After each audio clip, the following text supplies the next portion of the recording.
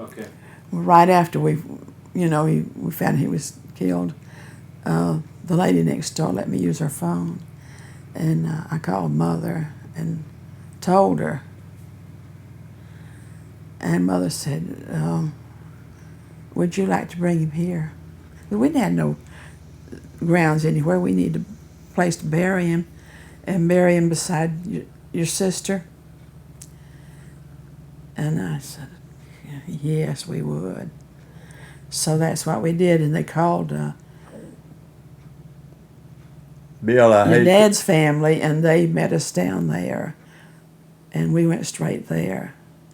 But we drove all the way with the kids in the car, and Andy was a baby. It wasn't but 3 weeks old, and we drove all the way. Took us quite a while, but we drove all the way down there from Greenville, and From Greenville? South Carolina. I thought this was in No, in Oklahoma. Oklahoma. It's in Oklahoma. Oklahoma. We took us several days. What was that drive like? Deadly. This is so sad. We tried to try to bear up. Donna was the only one that understood what had really happened, and she was really grieving. She hurt so bad, and the rest of the kids, the rest of them, they just, we went this place and that place and this happened, and they didn't really absorb. They weren't old enough to really absorb how bad it was. They went on with their play, and then that's the way we wanted it. And we got to Sanford. They went out and played with the kids and everything. Bill, I'm going to quit. Okay. Thank you. Sure. But they went. Need some help? I can make it. I did.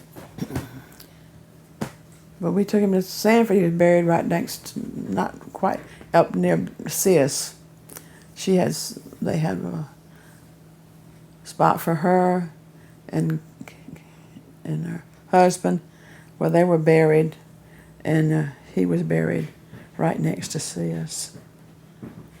That felt good. So it just one of those things happen. I think what helped us the most was we had a new baby, we had a bunch of young children, and we had to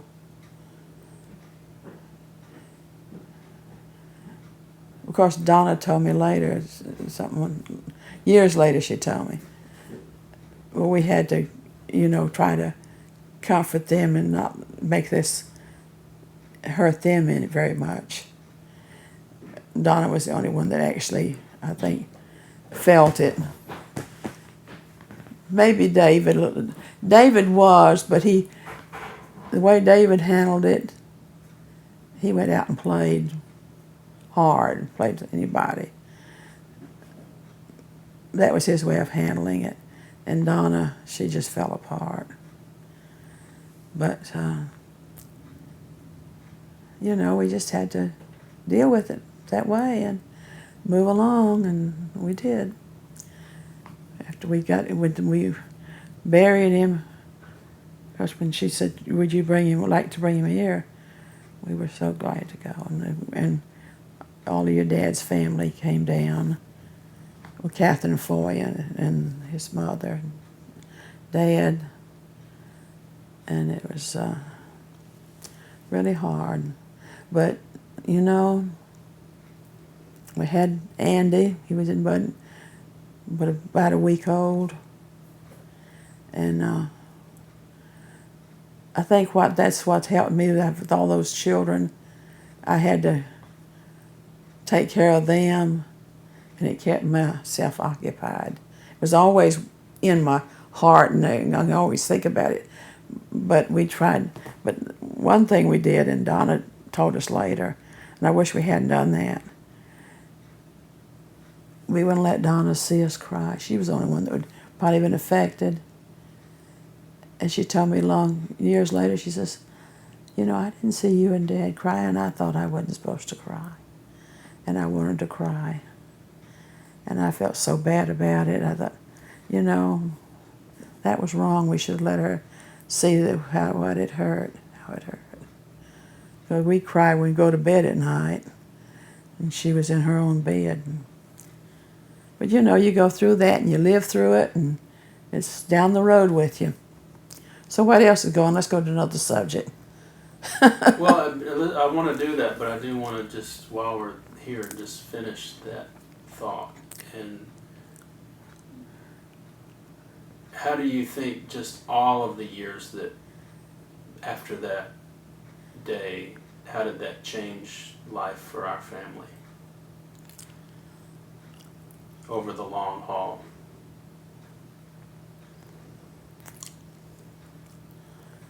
Well, I don't really think it had that much change.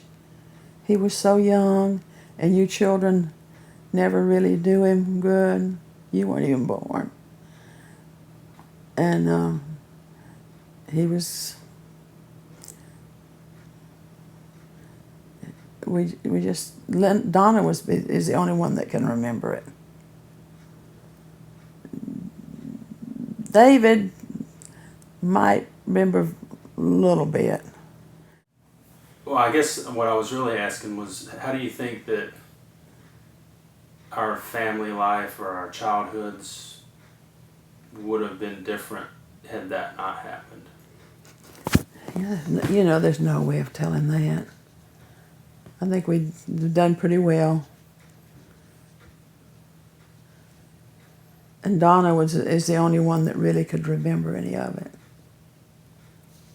So we just went on with our life, and always had memories of him. Every time we go to Florida, we usually try to go to the cemetery. Mm-hmm. But we don't always. But just it changes. I don't think it didn't affect any other children except maybe Donna, because she was so close to him. Yeah. But I think that David and Linda were too young to really take it in. David might have been taking it in, but his way was taking it in was to go on with his life and play with the kids that come around and all that. He never really mentioned about it later. But she was the one that really. He was 12, she was 10, and David was about 7 or 8. So he didn't. And Linda too. They might both remember a little bit of it, but they were just not, you know. And it was David's. Well, I guess sometimes I think it was David's way of handling it for himself, because he never really talked to me much about it. Donna did, but he never did. At that time, I think he's talked about it later, but I don't think he did. He went on with his world, and that's the way we wanted him to do it. We did not want it to affect any of the kids that way. Of course, it had to affect Donna because they were so close, but otherwise, we go on with our life. Do you think that he's watched over us? Mm-hmm. Mm-hmm. I prayed for him, to him a lot. Said, Steve, we need some help. Help us work something out. It has worked. So I think he's has some contact. I don't know, but you know, but this long time ago, that was so long ago that, you know, we've been able to put it all aside now, and just go on. You can't not live very long if you're just grieving your heart out all the time. So we just went along with our life and knew he was in a better place, and he was being taken care of, and that's all. So, but we had a number of lawyers called us and wanted to help bring a suit. One of them was really pretty determined, and we told him to get. I think I told him just go to hell. We're not suing anybody. Harry was sitting there and heard me say it. I mean, that's ridiculous. So, long time in the future, I hope when you get a chance to see him, what are you going to say? Give him a big hug and a kiss and say, I love you. What else would you say? I hope I see him.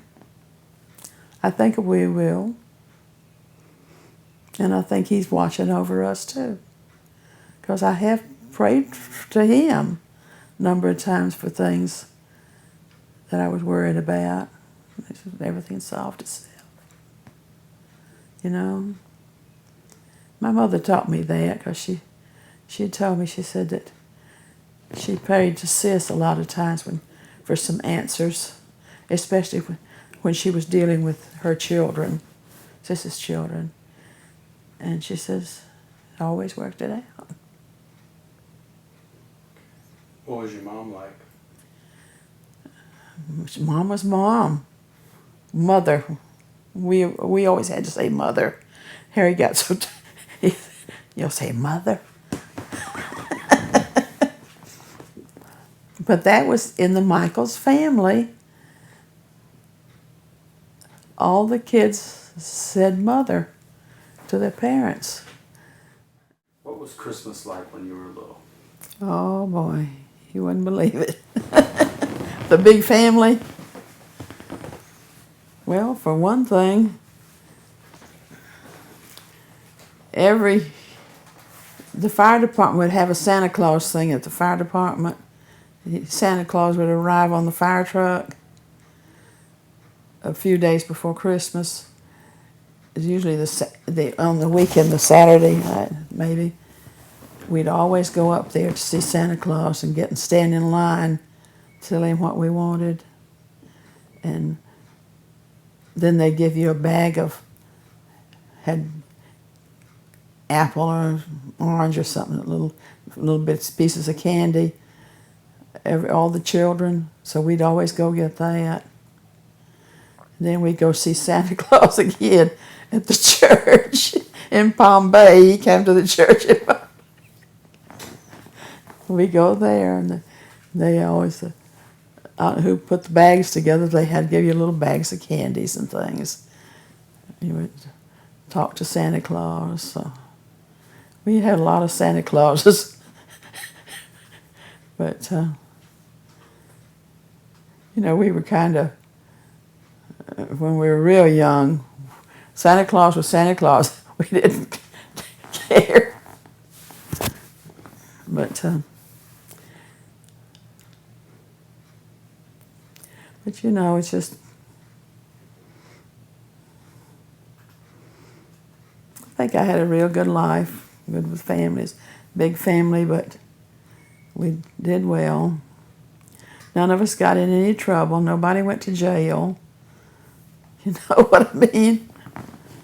They get, like Ralph and Neil, Ralph especially, he was getting in little troubles at school all the time, but he never was arrested for anything or like that. But he was, one thing about him, he could be the orneriest little kid you ever saw in your life. I mean, he was in all kind of devilments. Mother would just really want to murder him sometimes. The things he got into, even at school. But then, as he got older, he was one of the most sensitive of any of the boys in the family as to what everybody was feeling. Because I noticed that, because when Steve died, he was right there for me, and he wasn't very old.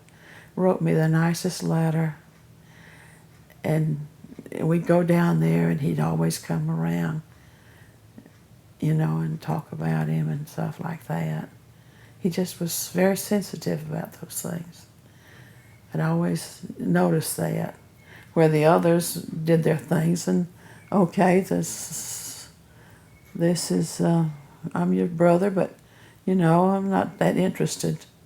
Ralph was always interested in what we were doing. He was always interested in what Harry was doing. Always made a time for us where Neil and some of them, they just come and say hello and go out.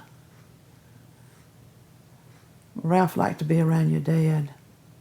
They had a little, something in common, there's jokes and things, but he really did. He was the one that was closest to me and the family of the boys, I think.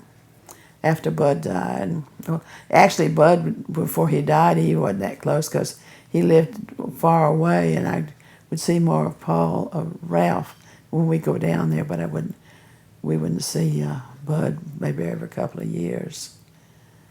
So, and when we would go, he'd always come over and he'd bring some beer for your dad, and they'd get out there in the yard and get together and laugh and tell the jokes. So, and then Dad always liked to be with Ralph. He was just something about him. Just a nice guy. Though he was mother's headaches more than anybody in the family. But he lived through it. Married good, and had good children. And when you were kids, who did you play with the most? Of my brothers and sisters, Ralph, not Ralph, Bud, because he was just Tot and Bud and I were like this, and then we had cousins that we'd go walk. So we'd walk over to their house, and then they'd walk back to our house, and we'd walk. And then we'd start walking home. They'd walk you about halfway home. So, just to, and then they'd holler the rest of the way. As long as you could, we'd holler back and forth as long as we could hear them, and they could hear us. We were out in the country on dirt roads. You could go. Actually, we'd go over and see our cousins that lived near our grandparents, and Lex and Uncle Frank's children. That's Dad's brother, Frank. They had 2 boys and 1 girl. They had more, but they were about our ages of Tot and Bud and I, and we were thick as thieves. They'd walk over to our house, then we'd walk over to their house the next day in the summertime. Then we'd walk, kept it going back and forth, and we played with them more than we did Aunt Ethel's children. But Aunt Ethel they moved away. I can't remember what grade we were in when they moved away. Moved to Grant. I guess I was in high school then. Not high school, no. About 6th, 7th grade, because we moved to Sanford when I was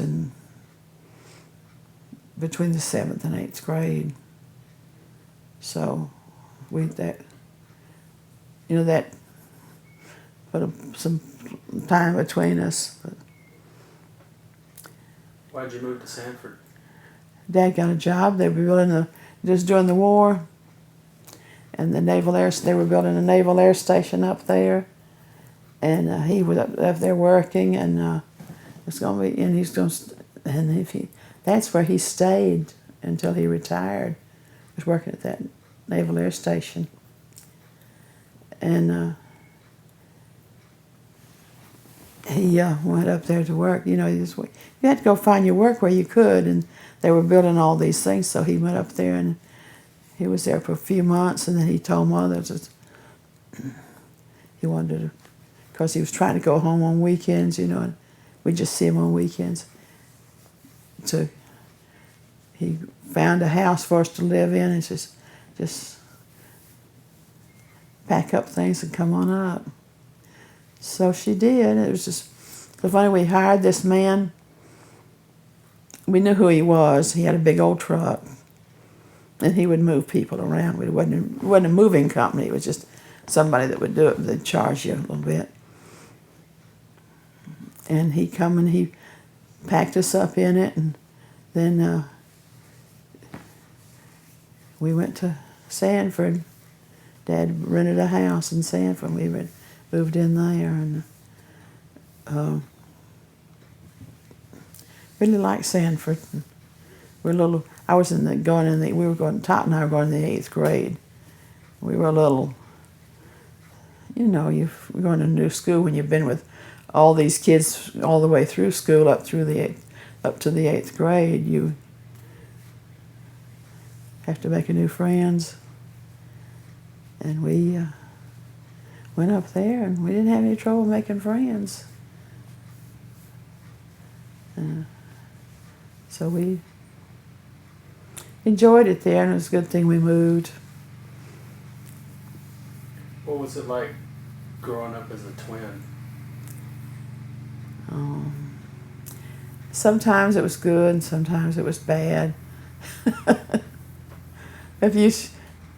She would do something bad, they wouldn't know which twin did it, or if I'd do something bad, they wouldn't know which twin. You know, things like that. Mm-hmm. But you had to defend yourself a lot. But you had 2 people to defend you. Nobody really wanted to fight with us. They knew they'd have to fight 2 people. I think that was it. But we'd fight with each other, though. But if anybody else horned in on it, buddy, you better get your bottom out of here. Then we'd light into them. And it was real, you know. I know one thing, after she died, that was the hardest thing for me. I felt like a piece of me had died, you know. Even though we'd been separated for that long time, she was still a part of me. And it took me a while to get over it. But I know she's in a better place. She's with Jimmy. But it was real hard going down there to the funeral.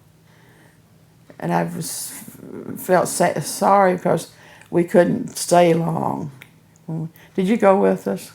And we just had to get back in the car and just head back home. And I would so much like to have gone to see some of the other families, but we didn't have the time. What was it like? What did you think of Jimmy the first time you met him? You know what? We met Jimmy long before they went with him. They moved. They lived somewhere outside of Sanford, and then they moved to Sanford. They all were Catholics, and they moved to the church, Sanford, and Tot met him, and she started going with him. And I liked him. I liked all his family. See, we knew them all because we all went to the same church, and his sisters, 2 of his sisters, and Tot and I sang in the choir at church, and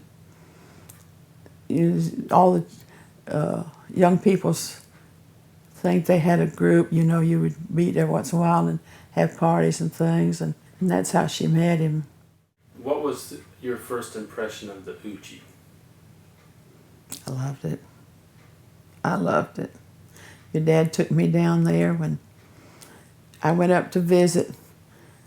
Before we got married, we were engaged, so I could meet the family, and he took me down there. It was pretty grown up, but I really liked it.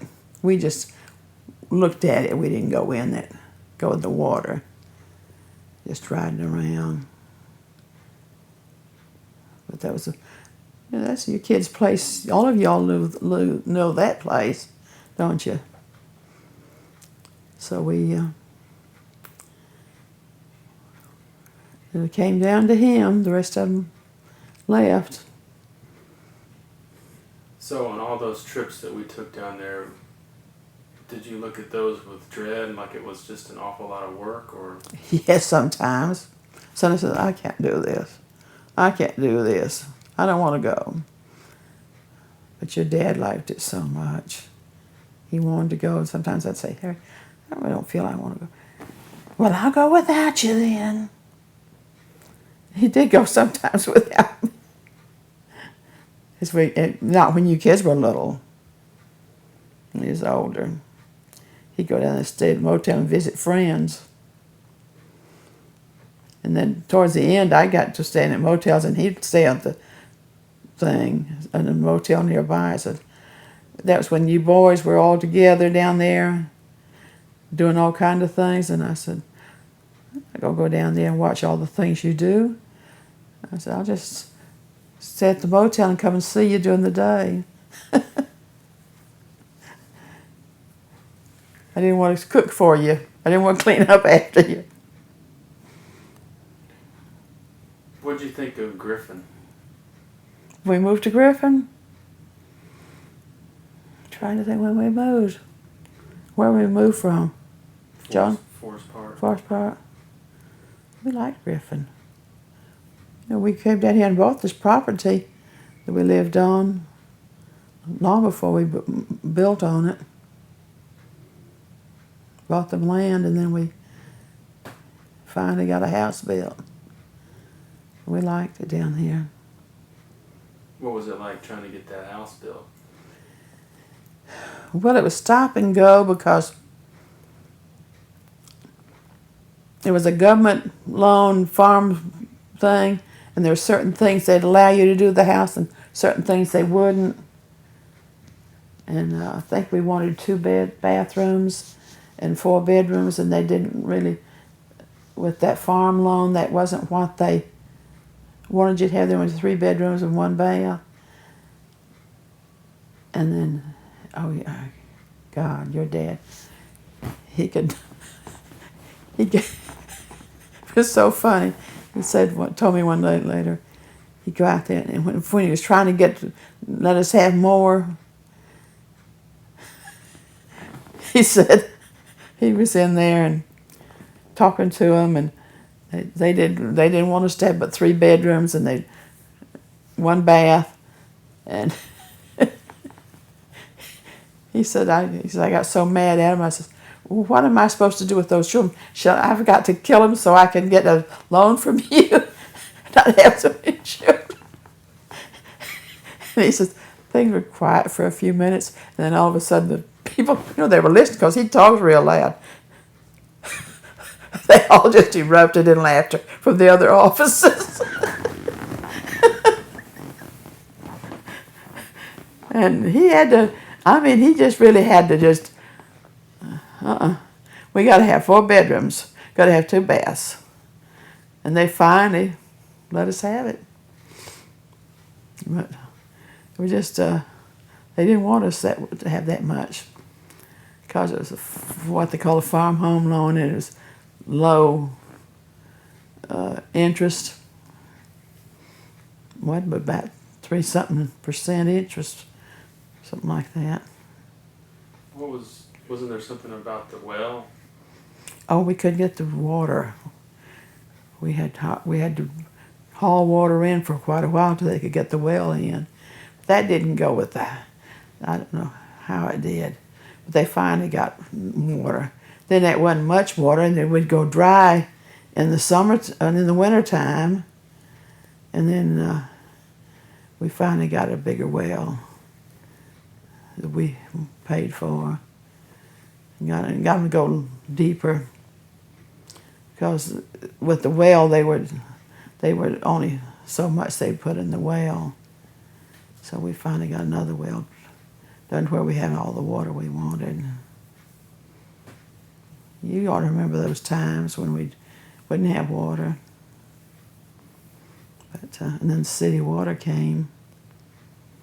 It was nice. I think whenever they were coming through, some of the people said, "No, we got a well." I said, "We got a well, but we're gonna have city water. Get that house on it." But it's just been one day at a time for us. It's the only way you can live your life. So today's the 3rd of July. What was your favorite 4th of July memories?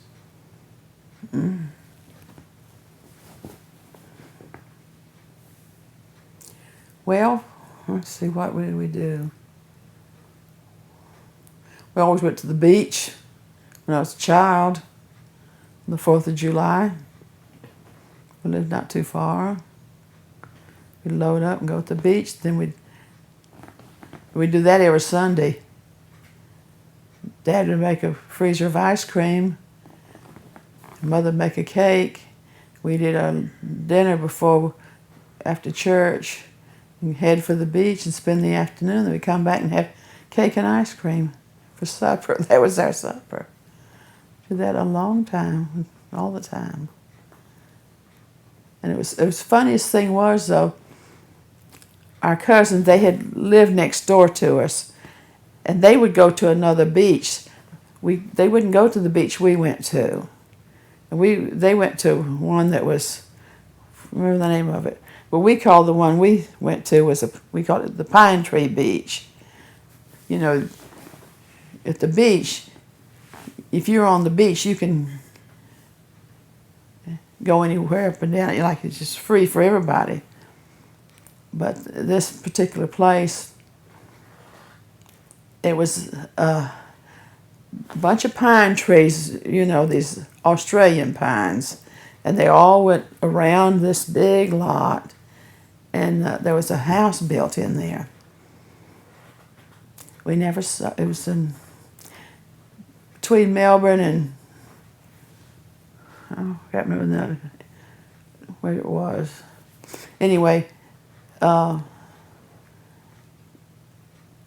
we go there, and you could go down on the beach and shady, but you could come up and sit under the trees up there. There's a house in there. It never was ever there, and we'd been going there for years. And then people came in and built a couple of houses right down on the other side of the street. But it still didn't matter. The beach was for everybody because you could park your car right there, had the parking area. And we'd go down there, and after church, we'd go home and eat dinner, and then go over there. Mother would make a cake, and Dad would make some ice cream.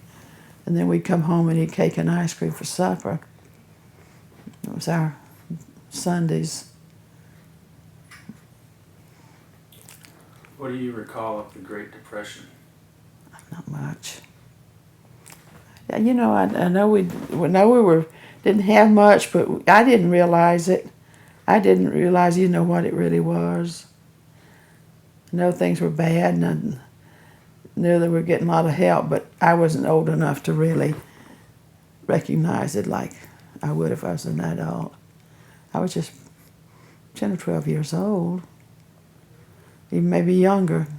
You know, that depression went on for quite a long time. So, well, I cannot think. I think at the end of the Depression, when it was just dwindling down, we moved to Sanford. That was the end of the Depression. We moved to Sanford because they were building, there was no work down there, and they were building this base in Sanford, and Dad moved us up there, and we went there to live so he could work. Because the work on the coast had slowed down. So he worked there till the rest of his, till he retired. Worked at the base. You know, building the buildings. They're building the buildings, and then he stayed there for his maintenance and things at the base. Did you know when you were growing up or as a young adult that you would have so many kids? I never thought about it one way or the other. I never worried about it. I knew I was going to have children, but I never Never really thought about it. I knew I didn't want one, and just two. But I know your dad told me one time when we were having all of you children, he said his mother told him he had to do something. She said, you just can't keep getting Jackie pregnant all the time. And he said, you know what? He told me one day after long time after, we were talking about something. He says, you know, he told me she'd told him that, and he said, and you know what I'm doing? I'm sitting here looking at all these kids. Well, that's before she died. He said, I'm still looking at all these kids, and I'm thinking, these kids that she didn't want me to have are taking care of her now. I never knew she had ever said anything to him about it. And then he told me that day, and he says, these kids are taking, that she did, that we should have, taking care of her today. And you were helping with her. But I mean, having a big family wasn't, I was from a big family. I didn't get so excited over it, but I had enough of it. We had a good time. We've worked it out. And I knew I didn't want to go without at least 4 children. Of course, I got more.